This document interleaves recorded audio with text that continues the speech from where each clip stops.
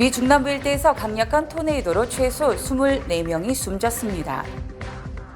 맨하탄 지하철에서 승객들에게 불붙은 캔을 던진 상습범이 기소됐습니다. 한인 언론계의 산 역사인 조종무 전 조선일보 기자가 타계했습니다.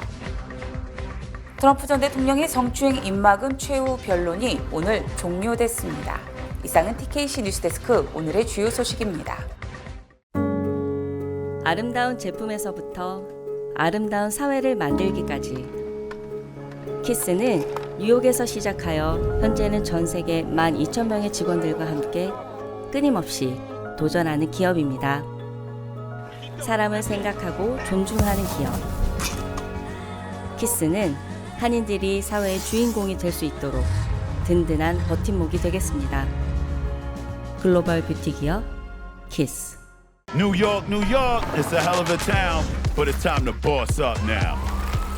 You got skills? Prove it. We want street smarts, book smarts, upstarts. Stand up and get started. New job, new career, new you, New York. This city needs you. We got salaries, pensions, benefits, real talk, real perks, 9 to 5, night shift, on call, part-time, full-time. Your time, your choice. It's time to run this town.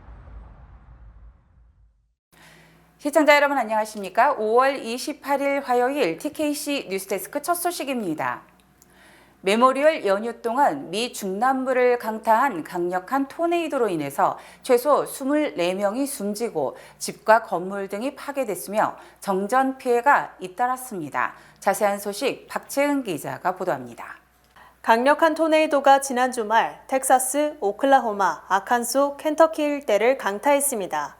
이번 토네이도로 켄터키주에서 5명이 사망했고 텍사스주에서 7명, 아칸소주에서 8명이 사망했습니다. 또한 오클라호마 메이에스 카운티에서는 2명이 사망한 가운데 이들 중에는 야외 결혼식에 참석한 하객도 포함됐습니다. 이외에도 중남부에 걸쳐 수백 개의 집과 건물이 파괴됐으며 정전 피해도 막심했습니다. 27일 오후까지 미동부 40만여 가구에서 전력 공급 중단이 보고된 가운데 이 중 12만 5천 건은 켄터키주에서 보고됐습니다. 한편 이번 악천후로 인해 트라이스테이트 일대에서도 돌발 홍수주의보가 발령됐고 집으로 돌아가는 여행객들이 극심한 교통체증을 겪었습니다. 오늘 새벽까지 라과디아, JFK, 뉴욕 공항에서는 비행기 수십 건이 연착되기도 했습니다. 맨하탄 지하철에서 한 승객에게 불이 붙은 캔을 던져 온몸에 화상을 입힌 상습범이 붙잡혔습니다. 뉴욕 법원은 어제 49세 나일 테일러를 지하철에서 상습적으로 방화를 시도한 혐의로 기소, 보석금 25만 달러를 선고했습니다. 경찰에 따르면 지난 25일 오후 3시경 테일러는 하우스턴 스트리트역에 진입하던 1번 열차에서 불붙은 캔을 한 남성에게 던진 뒤 열차 문이 열리자 열차 밖으로 도주했습니다. 23세 남성 패트리트 알리자이는 목과 가슴, 팔 등 전신에 화상을 입어 인근 병원으로 이송됐습니다. 알리자이는 ABC 7 뉴스와의 인터뷰에서 자신은 열차를 타고 있었는데 한 미치광이가 자신의 몸에 불을 질렀다고 당시 상황을 묘사하며 정신적 충격을 입었다고 밝혔습니다. 경찰은 테일러가 범행 후 도주 과정에서 한 여성이 떨어뜨린 아이폰을 주었는데 해당 아이폰을 추적해 테일러를 잡는 데 성공했다고 밝혔습니다. 검거 당시 테일러는 여러 개의 라이터와 술을 소지하고 있었습니다. 한편 테일러는 앞선 2월 5일에도 유사 범행을 시도한 것으로 드러났습니다. 테일러는 첼시 28번가에서 3명의 남성을 쫓아가 남행 1번 열차 승강장에서 불이 붙은 캔을 그들에게 던졌으나 다행히 캔은 바닥에 떨어져 부상을 입은 사람은 없었습니다. 테일러는 앞서 위조와 총기 소지 등의 혐의로 주 교도소에서 1년을 복역한 전과가 있으며 오는 31일 이번 사건으로 두 번째 법정에 서게 될 예정입니다. 센트럴파크에서 질주하던 3명의 바이커들을 공원 밖으로 에스코트하던 한 뉴욕 시경이 이들에 의해 오토바이에 치여 부상을 입는 사건이 발생했습니다. 경찰은 앞선 24일 오후 근무하던 뉴욕시경을 오토바이로 치고 도주한 3인조를 수배 중입니다. 이들은 오후 4시경 센트럴파크 서쪽 공원 저수지 인근의 웨스트 90번가에서 각자 오토바이를 타고 질주하던 중 이들을 목격한 한 뉴욕시경에 의해 공원 밖으로 나올 것을 요청받았습니다. 경찰은 뉴욕시경 표식이 달린 오토바이를 타고 선두에서 달리며 이들을 에스코트했으나 이 과정에서 3인조 중에 한 명이 그를 오토바이로 쳐 바닥으로 넘어뜨리고 그대로 도주했습니다. 해당 경찰은 경미한 상처를 입어 인근 병원에서 치료를 받았습니다. 경찰은 이들의 사진을 공개하고 시민들의 제보를 당부했습니다. 조종무 전 조선일보 기자가 지난 24일 새벽 향년 83세를 일기로 타계했습니다. 조종무 전 조선일보 기자는 뉴욕 한인 언론계의 산 증인으로 고려대 정치학과를 졸업한 뒤 조선일보 사회부 기자로 활동하다 1973년 미국에 이민, 동아일보 뉴욕지사 편집국장, 조선일보 뉴욕지사 논설위원, 교포신문 발행인 등을 역임했습니다. 특히 조종무 기자는 한인 이민사와 주요 인물 평전, 미주한인 독립운동, 팰리사이즈 파크 등 한인타운 지역사, 한국국사편찬위원회 자문위원 등을 통해 한인사회 발전에 크게 기여한 인물로 평가받고 있습니다. 고인은 또 1987년과 1988년 아메리카 대륙의 한인 풍운아들이라는 저서를 비롯해 뉴욕 한인의 4반세기, 허드슨 강은 흐른다 등 미주 한인의 삶을 조명하는 20여 권의 역작을 남기기도 했습니다. 고인의 장례 예배는 내일 저녁 7시 30분, 발인 예배는 30일 오전 10시 뉴저지주 리츠필드 소재 중앙장의사에서 엄수되며 30일 오전 11시 30분 잉글루드의 브룩사이드 묘원에 안장됩니다. 트럼프 전 대통령 성추행 입막음 의혹 사건이 오늘 최후 변론을 마무리하고 내일부터 배심원들의 심리에 돌입합니다. 이 재판은 지난달 15일 배심원 선정을 시작한 뒤 22일부터 본격적으로 재판이 시작돼 4주 이상 20여 명의 증인이 출석해 검찰과 트럼프 측의 신문을 받았으며 지난 23일 트럼프 측이 변론 종료를 선언함으로써 증언 절차는 마무리됐습니다.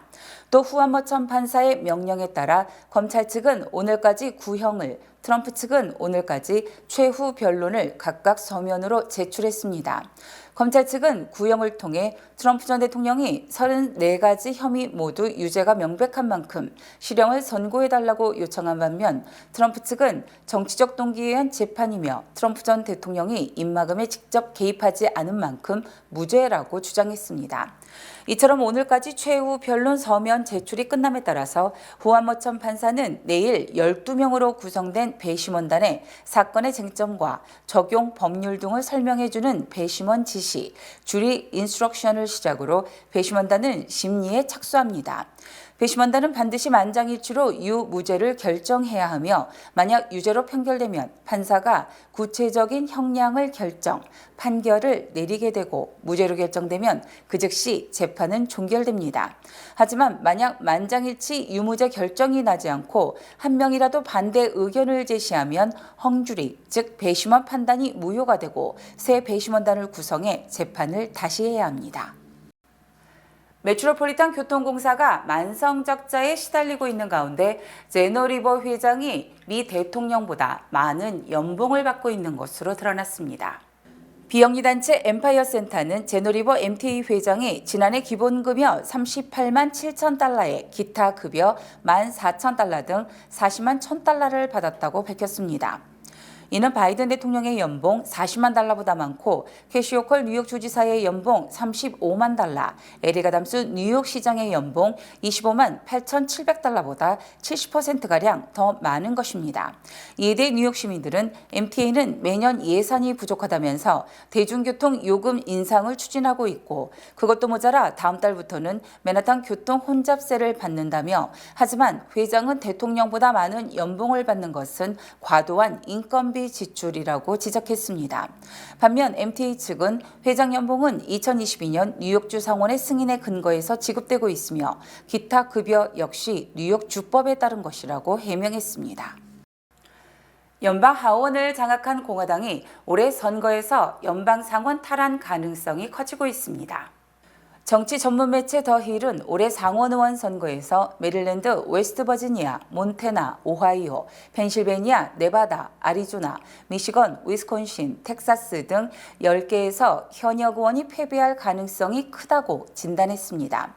뒤집기 가능성이 있는 이 10개 주 중 민주당 소속 또는 민주당 성향 무소속이 현역 의원인 지역이 9곳인 반면 공화당 의원이 현역인 지역은 1곳에 불과합니다. 이는 민주당 현역 의원 중 9명이 패배할 가능성이 있다는 것으로 현재 민주당이 51석, 공화당이 49석인 점을 감안하면 9개 선거구 중 공화당이 2곳에서만 승리해도 상원을 장악하게 됩니다. 더 힐은 뒤집기 가능성이 있는 대표적인 선거구로 한국 사이로 알려진 레리 호건 전 메릴랜드 주지사가 출사표를 던진 메릴랜드주를 꼽았습니다. 메릴랜드주는 지난 37년간 단 한 번도 공화당 출신 연방 상원 의원이 없었지만 호건 전 주지사는 대선 후보로 언급된 만큼 전국적 인사여서 공화당이지만 당선 가능성이 높다는 분석입니다. 또 위스콘신주와 미시건주에서도 공화당 승리 가능성이 가장 높은 것으로 점쳐지고 있습니다. 반면 공화당 현역 의원이 위태로운 지역은 텍사스주 한 곳으로 공화당 중진인 테드 크루즈 의원이 민주당 하원 의원의 강력한 도전을 받고 있지만 유권자 성향으로 미뤄 다소 고전을 하더라도 자리를 지킬 가능성이 조금 더 크다는 분석입니다. 올해 대선에서 전기차 전환 문제가 쟁점으로 떠오르고 있는 가운데 유권자의 정치적 성향이 전기차에 대한 판단에 영향을 미치는 것으로 조사됐습니다. 월스트리트저널은 보수적 유권자는 전기차에 대한 부정적 견해가 61%에 달한다는 설문조사 결과를 소개하면서 정치적 성향과 전기차에 대한 견해가 큰 연관성이 있다고 보도했습니다. 월스트리트저널은 여론조사 업체 모닝 컨설트에 의뢰해 2,200명을 대상으로 여론조사를 실시한 결과 40%는 전기차에 대해 부정적이라고 답했고 부정적 응답자의 38%는 정치적 요인이 영향을 미쳤습니다. 다고 답했습니다. 또 정치적으로 진보적인 응답자는 전기차에 대한 긍정적 답변이 66%로 보수적 성향의 응답자의 긍정적 견해 31%보다 2배 이상 높았습니다. 특히 보수 유권자들은 전기차에 매우 부정적이라는 답변이 41%에 달했고 다소 부정적이라는 견해도 20%를 차지한 반면 내연 기관차에 대해서는 92%가 긍정적이라고 답했습니다. 또 보수 유권자들은 전기차에 대한 부정적 인식에 대해 보조금 지급, 전기차 친화적 정책 등에도 반대 입장을 표명한 반면 진보 유권자들은 친전기차 정책을 환영한다고 밝혔습니다. 유권자들의 이 같은 인식에 따라 트럼프 전 대통령도 전기차에 대해 부정적 입장을 표명하고 있는 반면 바이든 대통령은 전기차 보조금 지급 등과 동시에 중국의 전기차에 대해서는 100% 관세를 추진하고 있습니다. 미국에서 아시아인에 대한 증오 범죄가 증가하고 있지만 아시안계 판사 비율은 인구 비율에 비해서 크게 낮은 것으로 조사됐습니다. 연방 센서스국 2023년 노동력 통계에 따르면 미국 내 판사와 치안판사 7만 6천여 명 중 아시안계는 0.1%에 미치지 못하는 것으로 나타났습니다. 판사 등의 인종 구성을 보면 백인이 72.3%로 압도적으로 많고 흑인이 26.2%, 히스패닉계가 11.2%로 조사됐습니다. 즉 아시안계 판사는 사실상 전무하다시피 할 실정인 것입니다. 판사에다 변호사와 로 클럭 등을 더한 법률직 종사자 190만 명 중에서는 백인이 82.7%로 가장 많았고 흑인이 10%, 히스패닉계가 9.7%인 반면 아시아는 4.4%에 그쳤습니다. 이는 미국 내 전체 인구 중 아시안의 비율이 6.9%에 달한 것을 감안하면 판사 비율이 0.1%, 법조 인력 비율 4.4%는 인구 비율에 턱없이 모자라는 것입니다. 이에 대해 CNBC 방송은 아시안계는 판사석에서 완전히 배제됐다며 지난 10년간 법조계에서 입지를 넓히지 못한 유일한 소수인종은 아시안계라고 지적했습니다. 아시안계는 2013년 판사직 통계에서는 0.1%를 차지했지만 지난해 통계에서는 0.1%에도 미치지 못해 입지를 넓히기는커녕 오히려 좁혀진 것으로 드러났습니다. 주요 단신 전해드립니다. 미국에서 불법 성착취 사이트를 14개 운영하며 10만 개의 음란물을 유포한 캘리포니아 거주 20세 한인 남성이 지난 17일 한국 입국 도중 인천공항에서 검거됐습니다. 카나다가 이스라엘의 가자 지구 라파 공격을 비난하면서 가자 주민들에 대한 비자 발급을 지금의 5배로 늘리겠다고 밝혔습니다. 금융정보업체 랜딩트리 조사 결과 미국인 10명 중에 8명은 저렴한 식사인 패스트푸드조차 사치로 생각한다는 결과가 나왔습니다. 올해 미국 대졸자 취업이 6% 줄었으며 특히 금융, 부동산, 정보 서비스 업종은 15% 정도 급감한 것으로 나타났습니다. 올해 1월 소니 오픈에서 우승한 프로골퍼 그레이슨 머리가 지난 26일 PGA 투어 2라운드에서 기권한 뒤 하루 만인 27일 스스로 목숨을 끊어 충격을 주고 있습니다.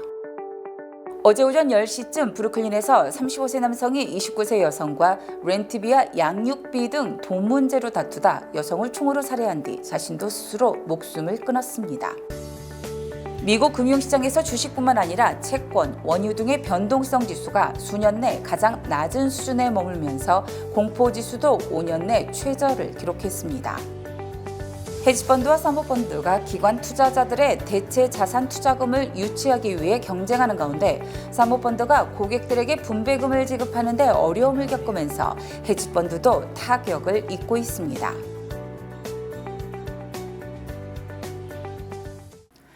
날씨 전해드립니다. 수요일인 내일은 대체로 흐린 가운데 오후 들어 비가 내리겠습니다. 내일 아침 최고 기온은 77도, 밤 최저 기온은 60도입니다. 해 뜨는 시각은 오전 5시 27분, 해 지는 시각은 오후 8시 18분입니다.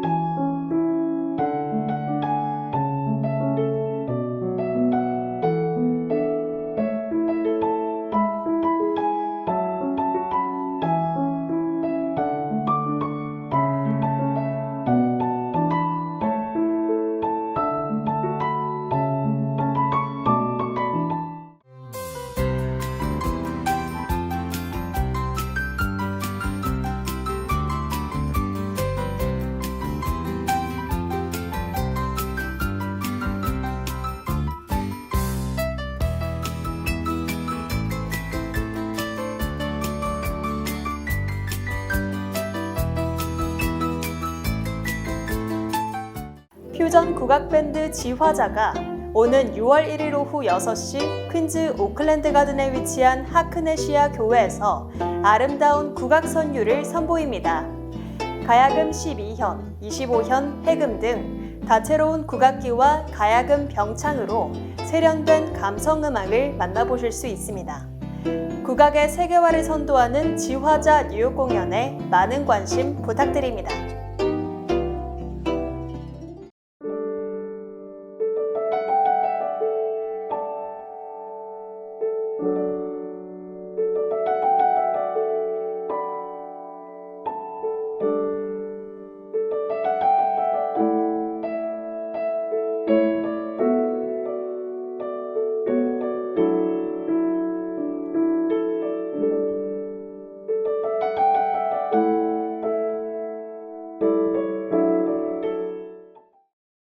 이상으로 5월 28일 화요일 TKC 뉴스데스크를 마칩니다. 시청해주신 여러분 고맙습니다.